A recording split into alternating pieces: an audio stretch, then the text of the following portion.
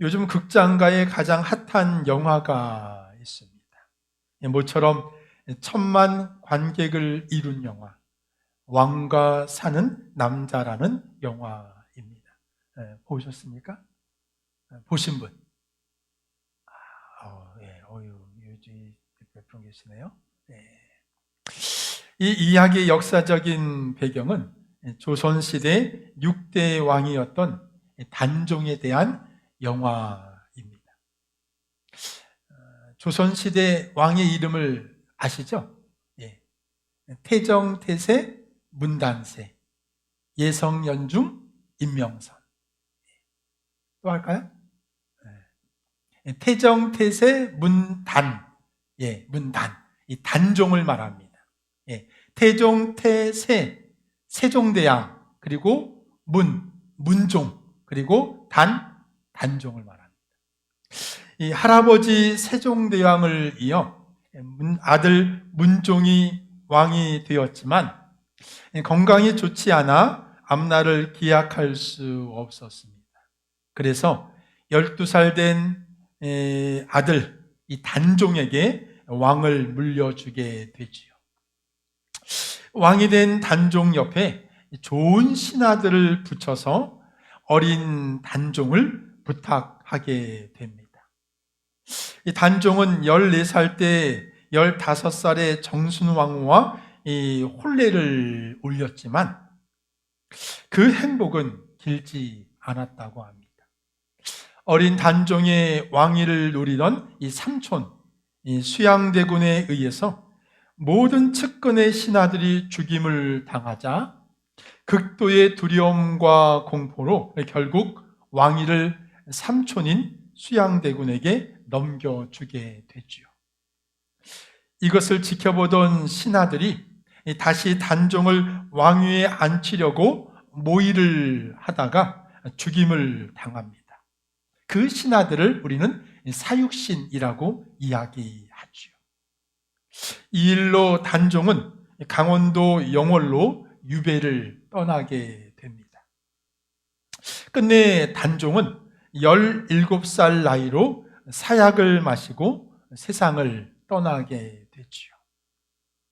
그렇게 남편 단종을 유배지로 보내고 그의 장례조차 보지 못한 이 정순왕후는 무려 64년을 홀로 살아갑니다. 그녀는 64년을 매일 아침 저녁으로 동대문 밖 산 봉우리에 올라가 남편을 그리워하며 통곡했다고 합니다. 그래서 그 봉우리를 동망봉이라고 불렀다고 하지요. 동망봉, 동쪽을 바라보며 동쪽에 있는 영월을 그리워하는 마음으로 바라보며 눈물을 흘렸다고 합니다. 남편을 잃은 슬픔의 눈물로 64년의 세월을 홀로 살게 되었다고 하지요. 그런데 남편을 잃은 슬픔보다 더한 슬픔이 있습니다. 바로 사랑하는 자식을 잃은 슬픔이라고 합니다. 벌써 여러 해가 흘렀지만 아직도 우리의 가슴을 아프게 하는 사건이 있습니다. 2014년 바로 세월호 참사입니다. 250명의 사랑하는 자녀를 가슴에 묻은 부모의 마음이 얼마나 처절했으면 아직도 그 슬픔을 잊지 못하고 있다고 합니다. 또 하나의 사건은 2022년 수많은 젊은이들이 이태원에서 압사 사고를 당해 159명이 생명을 잃었습니다. 평범한 일상 속에 치러진 축제가 순식간에 참사로 바뀌었고 부모들은 하루아침에 자녀를 잃었습니다. 그날 이후 유가족들의 시간은 멈춰 서고 말았다고 합니다. 사람의 슬픔 가운데 가장 큰 슬픔이 바로 자식을 잃은 아픔이라고 합니다. 이 자녀의 죽음 앞에서 부모는 세상이 무너지는 경험을 한다고 합니다. 그래서 그들은 결코 포기할 수 없다는 것입니다. 아무리 시간이 흘렀다고 해서 그 아픔이 사라지는 것이 아니기 때문이라는 거죠. 오늘 본문에 나오는 다윗과 그의 아들 압살롬의 이야기 또한 가장 가슴 아픈 그런 이야기 중에 하나라는 것입니다. 아들이 살해당했다는 소식을 듣고 아버지 다윗은 창자를 쥐어짜며 아들의 이름을 목 놓아 부릅니다.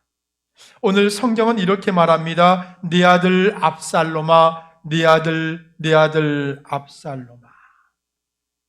이 다윗의 인생에 숱한 어려움이 있었습니다. 고난의 순간이 얼마나 많았습니까? 그런데 압살롬의 일처럼 다윗이 그토록 처절하게 아파했던 적은 아마 없었을 것입니다.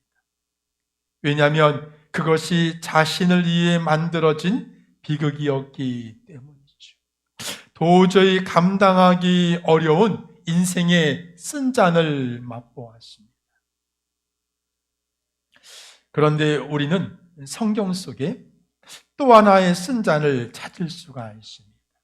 바로 예수님이 십자가의 고난 앞에서 하나님 아버지를 향해 이렇게 기도합니다. 아버지여, 만일 아버지의 뜻이거든 이 잔을 내게서 옮기시옵소서. 그러나 내 원대로 마옵시고 아버지의 원대로 되기를 원하나이다. 도저히 감당할 수 없는 죽음의 잔, 이 고통의 잔이었지만 예수님이 든 이 잔은 결코 쓴 잔이 아니었습니다. 이 잔으로 온 백성이 구원을 얻을 수 있다면, 이 잔으로 마음 백성이 죄사함의 은혜를 받을 수 있다면 나는 기꺼이 이 잔을 마실 거야. 이것은 쓴 잔이 아니라 우리를 향한 구원의 잔이요, 축배의 잔이요, 영생의 잔이었다고 믿습니다. 그렇다면 다윗에게 왜 이런 인생의 쓴 잔이 찾아왔을까? 다윗이 우리아의 밧세바를 통해 돌이킬 수 없는 죄를 범했기 때문입니다. 그리고 죄 없는 남편 우리아를 죽이고 거짓으로 포장했던 그 죄의 대가가 바로 다윗이 마셔야만 했던 바로 쓴 잔이었다는 거죠. 오늘 본문은 다윗이 마셔야만 했던 이 고통의 쓴 잔이 얼마나 큰 아픔이었는지를 성경이 이렇게 기록하고 있습니다. 내 아들 압살롬아, 내 아들 압살롬아, 내가 너를 대신하여 죽었다면, 다시 말해서 차라리 내가 죽는 게 낫겠다는 거죠. 우리가 믿음으로 산다고 해서, 우리가 신앙을 가졌다고 해서 고통으로부터 자유할 수 있는 것은 결코 아닙니다. 통계에 따르면 예수님을 믿는 사람이건 믿지 않는 사람이건 똑같은 비율로 암에 걸린다고 합니다. 하나님의 자녀이건 세상에 속한 자녀이건 똑같은 비율로 교통사고를 당한다고 하지요. 교회만 나오면 괴로운 인생이 편히 살 거라고 그렇게 생각하는 사람들이 있습니다. 사업도 잘 되고 공부도 잘하고 돈도 잘 벌 수 있다고 그렇게 말하는 사람들이 있습니다. 어쩌면 돈을 걸고 로또를 사는 사람과 별반 다르지 않다는 거죠. 여러분도 혹시 하나님을 상대로 로또를 구입하고 있지는 않습니까? 믿음으로 로또를 샀으니까 하나님께서 당첨시켜 주실 거야. 하나님께서 도와주실 거야.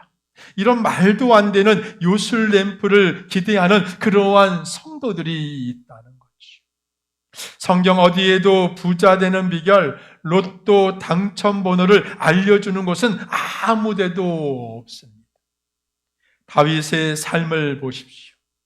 하나님의 마음에 합하여 왕이 되었습니다. 하나님이 인정하고 뽑아 세운 왕이었습니다. 그럼에도 불구하고 오늘 본문에 보면 이 다윗의 삶 역시 평탄한 인생의 길이 결코 아니었다는 거죠.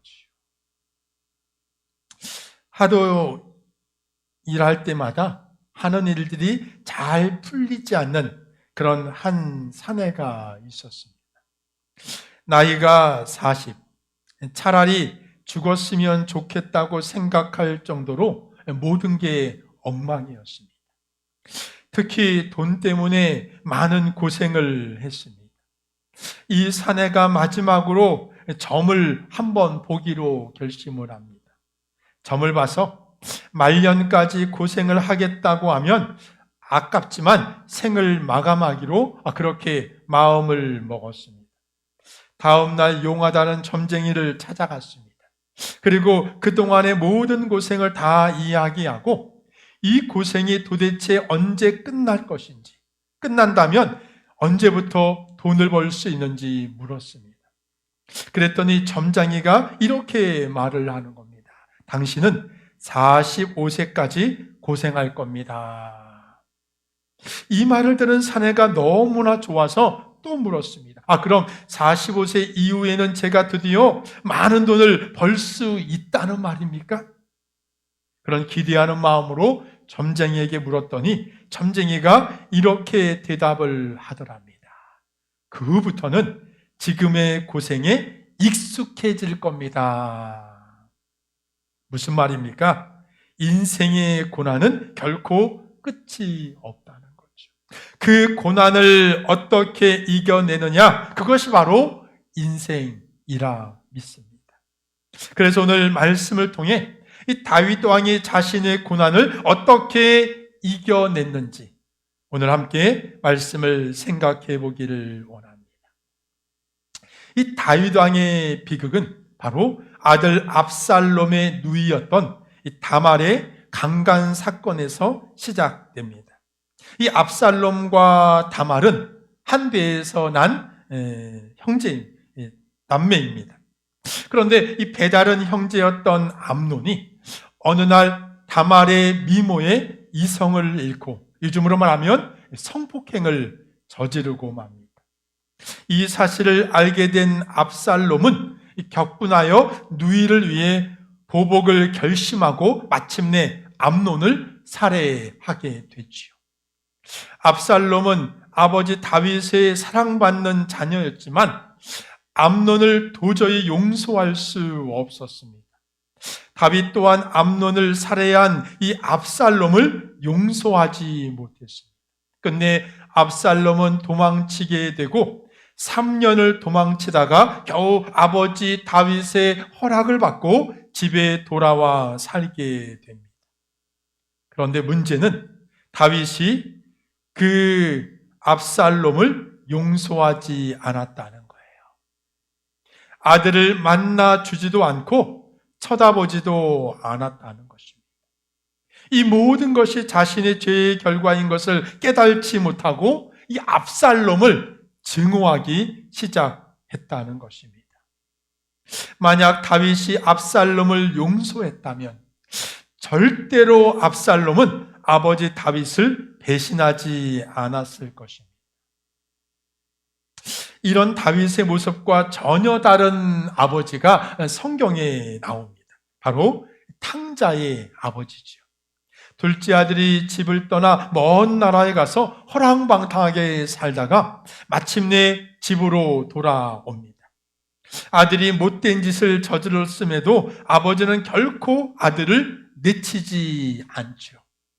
잃었던 아들이 돌아왔다고 동네에 잔치를 벌입니다. 만약 다윗이 이 탕자의 아버지와 같았다면 어떻게 되었을까? 부자간의 상처가 아마 치유되지 않았을까? 용서와 회복이 일어났을 것입니다. 자신이 다말을 얼마나 아꼈는지, 그래서 암논을 얼마나 미워했는지, 그리고 집을 떠난 생활이 얼마나 힘들었는지, 이런저런 이야기를 함께 나누었다면 아마 그들의 관계가 다시 회복되었을 것입니다. 아버지는 아들을 찾았을 것이고 아들은 아버지의 사랑을 회복했을 것입니다. 그런데 아버지가 한 번만 안아주었다면 그 모든 상처들이 다 녹아내렸을 텐데 그렇지 못했다는 거지.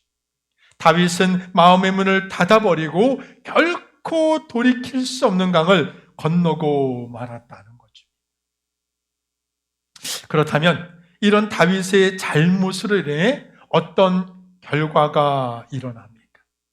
이 아버지의 사랑을 입지 못한 아들이 결국 아버지를 배신할 계획을 세웁니다. 무려 4년에 걸쳐 반역을 계획하고 아버지를 쫓아낼 음모를 꾸미지요. 그리고 마침내 아버지를 몰아내고 예루살렘을 점령합니다. 다윗은 목숨을 구하기 위해 광야로 도망치는 도망자 신세가 되고 말았습니다. 그런데 다윗에게 있어서 이 광야라고 하는 것은 단순한 메마른 땅이 아닙니다. 거기 숨어 지낼 곳이 아니라는 거죠. 광야는 다윗에게 어떤 곳입니까? 그 옛날 사울왕의 창을 피해 도망쳤던 곳이 바로 광야입니다.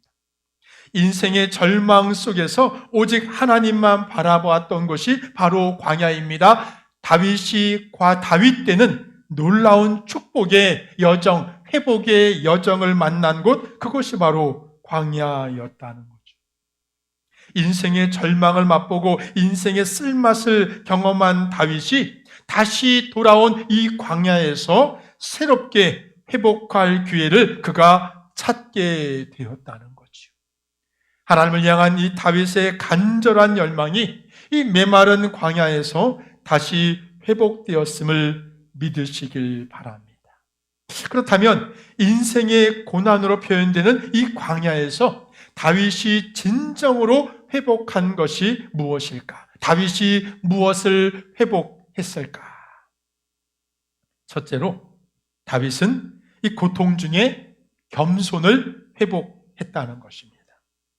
성경 잠언에 보면 겸손을 이렇게 말합니다. 겸손은 존귀의 앞잡이다. 이 겸손한 자가 존귀함을 얻는다는 것이요. 마음에 교만한 자 결코 존경받지 않습니다. 그러나 겸손한 자가 존귀함을 누린다는 거죠.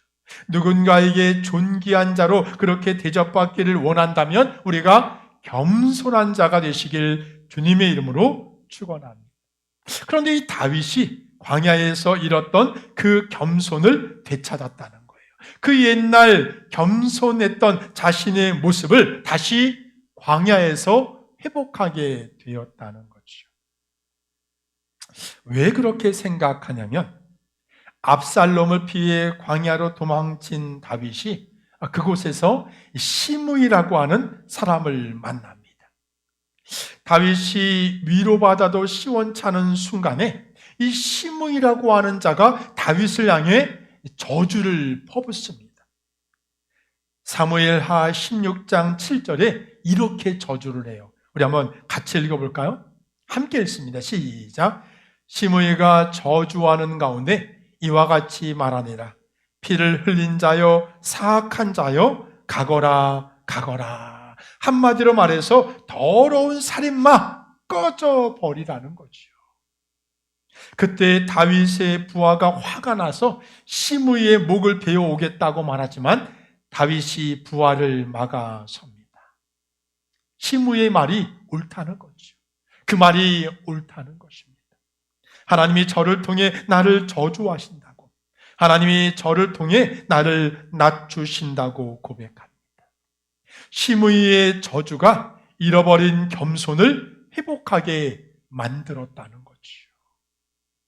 오늘 여러분의 삶 속에 나를 힘들게 하고 나를 비난하고 나를 욕하는 사람들이 있습니까? 우리가 그들과 맞서 싸우기보다 그 비난의 소리를 하나님이 나에게 말씀하시는 주의 음성으로 들을 수 있는 성도가 되시기를 바랍니다. 나를 저주하는 자가 나의 교만을 꺾는 힘일 수 있다는 거죠. 이 오늘 왕의 자리에서 내려와 이 광야에 나아간 다윗처럼 오늘 우리의 인생에도 이런 광야가 있기를 원합니다. 내가 교만하다면, 내가 자만하다면, 내가 나만을 자랑하는 그런 인생을 살고 있다면 내가 낮아지고 낮아져서 주님 앞에 나아갈 수 있는 이런 겸손을 회복할 수 있는 인생의 광야가 우리에게 있기를 주님의 이름으로 축원합니다. 아들조차 사랑할 수 없었던 왕이 자비의 왕처럼 포장되어 있었습니다. 아들조차 용서할 수 없었던 왕이 긍휼을 베푸는 왕처럼 그렇게 포장되어 있었습니다. 아들조차 감싸 안을 수 없었던 왕이 이스라엘 온 백성을 품은 것처럼 그렇게 포장되어 있었다는 거죠. 오늘 시므이의 저주가 다윗의 포장된 껍질을 완전히 벗겨버렸다는 것입니다. 오늘 우리는 무엇으로 포장되어 있습니까? 오색 찬란한 가식의 포장지로 그렇게 덮여 있지는 않습니까? 언제 벗겨질지 모르는 화려한 포장들, 그러나 기억해야 합니다. 그 포장들이 벗겨져야만 우리가 하나님 앞에 낮아지는 이 겸손을 회복할 수 있다고 믿습니다. 오늘 저와 여러분의 인생길에, 광야와 같은 인생길에서 겸손을 되찾는 저와 여러분이 되시길 주님의 이름으로 축원합니다.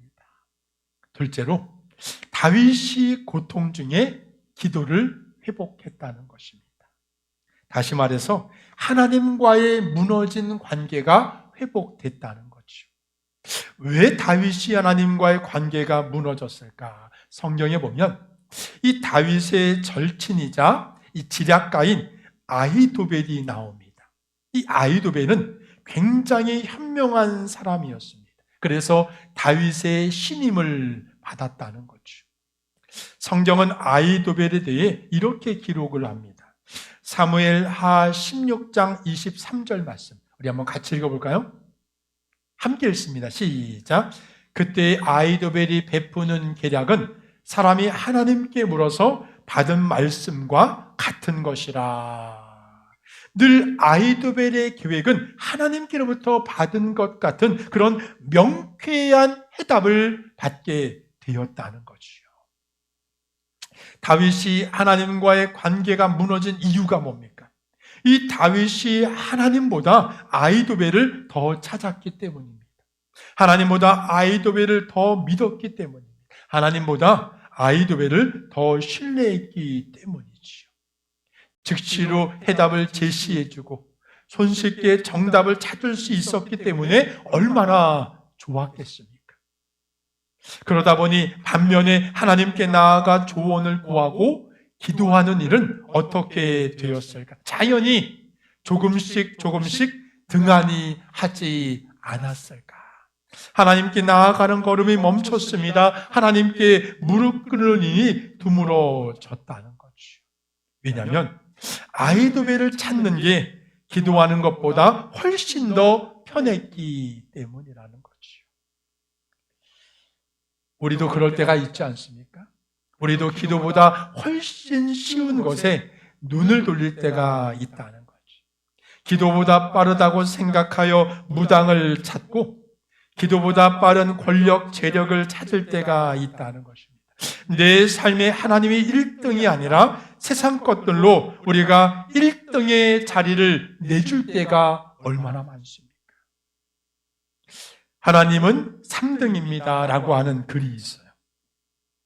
그 글에 보니까 이렇게 쓰여 있습니다. 하나님은 3등입니다. 1등은 하고 싶은 일, 2등은 해야 할 일, 3등은 하나님 만나는 일.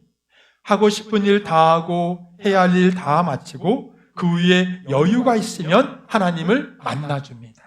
하나님은 3등입니다. 어려운 일이 생길 때도 하나님은 3등입니다. 내 힘으로 한번 해보고 그래도 안 되면 가까이 있는 사람에게 도와달라고 하고 그나마저 안 될 때 하나님을 부릅니다. 하나님은 3등입니다. 여러분에게 기도보다 빠르고 기도보다 쉬운 게 있습니까? 기도는 하나님께 나아가는 직통 전화와 같습니다. 그래서 우리가 수화기를 들고 아르기만 하면 때와 장소를 가리지 않고 언제나 듣고 응답해 주실 줄로 믿습니다. 그 하나님께서 오늘도 우리가 주 앞에 전화기를 들고 우리가 나아가기를 원하신다. 우리가 기도하며 주님 앞에 나아가기를 주님께서 기다리고 계신다는 거죠. 성경에 보면 다윗이 여호와께 묻자와 다윗이 여호와 앞에 나와 다윗이 하나님께 기도했다는 표현이 참으로 많이 나옵니다. 그렇게 기도를 잊고 살았던 다윗이 아히도벨의 배신을 통해 다시 회복하게 됩니다. 하나님 앞에 자복하고 통회함으로 주 앞에 나아가 그래서 어떻게 합니까? 그 기도를 회복하게 되었다는 거예요. 다윗이 하나님께 이렇게 기도합니다. 사무엘하 15장 31절 말씀. 우리 같이 읽어볼까요? 시작. 여호와여 원하옵건대 아히도벨의 모략을 어리석게 하옵소서. 마침내 다윗이 하나님께 기도함으로 이 아히도벨의 모략을 이기고 승리의 거룩한 삶을 살게 되었다는 것입니다. 이것이 바로 진정 다윗의 아름다운 신앙의 모습이 아닌가. 어떤 사람에게 고통은 하나님을 버리고 다른 도움을 구하는 이 불신앙의 계기가 될 수 있습니다. 어려움이 찾아오면 하나님을 찾지 않고 다른 것을 찾아 헤매이는 영혼들이 있다는 거죠. 그러나 고통은 기도하는 삶을 회복하는 자극제가 될 수 있다고 믿습니다. 그래서 우리에게 고통이 찾아오면 우리가 주님 앞에 무릎으로 나아가 기도함으로 승리하는 저와 여러분이 되시길 주님의 이름으로 축원합니다. 우리 주님께서 반드시 고통 중에 우리에게 회복의 놀라운 은혜를 부어 주실 줄로 믿습니다. 셋째로 다윗은 이 고통 중에 사랑을 회복했다는 것입니다. 온통 증오심으로 불타던 다윗의 마음에 이 압살롬을 향한 사랑의 마음이 그 안에서 다시 회복되기 시작했다는 거죠. 압살롬의 쿠데타로 전쟁이 일어났습니다. 그런데 다윗이 부하들을 향해 뭐라고 말하냐면 압살롬을 선대하라고 명령하지요. 사무엘하 18장 5절 말씀 우리 한번 같이 읽어볼까요? 사무엘하 18장 5절 함께 읽습니다. 시작.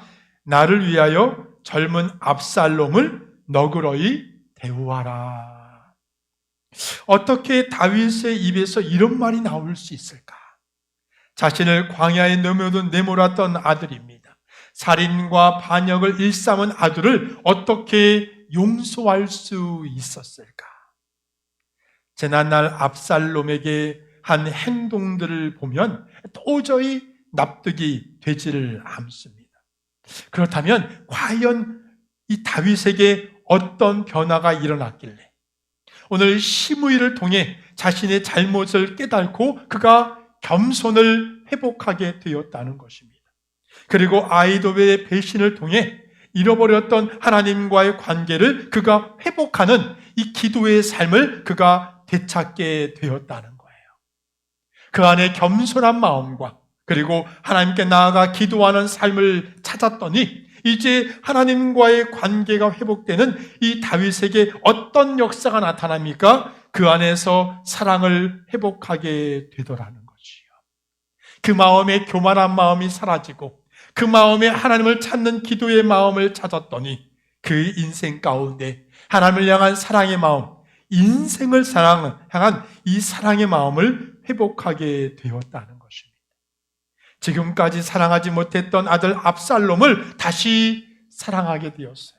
지금까지 미워했던 아들을 오히려 걱정하는 이 아버지의 모습을 그가 회복하게 되었다는 것입니다. 그래서 오늘 성경은 이렇게 말합니다. 내 아들 압살롬아, 내 아들 압살롬아. 다윗은 통곡하며 부르짖습니다. 이 다윗의 외침이 우리에게도 들리기를 원합니다. 오늘 우리 안에도 이 다윗의 모습이 회복되기를 원합니다. 우리 인생의 광야가 펼쳐질 때 그 광야에서 우리의 삶 가운데 주님이 찾아오셔서 우리의 교만을 다 내려놓고 우리가 겸손함으로 그리고 하나님을 찾지 못했던 우리의 어리석은 모습을 다 내려놓고 주님 앞에 무릎으로 나아가 기도하는 삶을 그래서 주님을 사랑함으로 인생에 깨어진 모든 관계들이 다시 회복되는 놀라운 역사 혹 하나님과의 관계가 단절된 단절되어 있다면, 부부와의 관계가 막혀 있다면, 자녀와의 관계가 회복되기를 원한다면 내 영혼을 깨울 이 광야의 길을 우리가 다시 찾을 수 있는 저와 여러분이 되시길 주님의 이름으로 축원합니다. 비록 광야의 길이 인생의 고난을 가져다 줄지라도 그곳에서 겸손을 회복한 다윗처럼, 그곳에서 기도의 삶을 회복한 다윗처럼, 그곳에서 잃었던 사랑을 회복한 다윗처럼 끊어진 관계들 회복하는 그런 믿음의 거룩한 성도가 되시길 주님의 이름으로 축원합니다.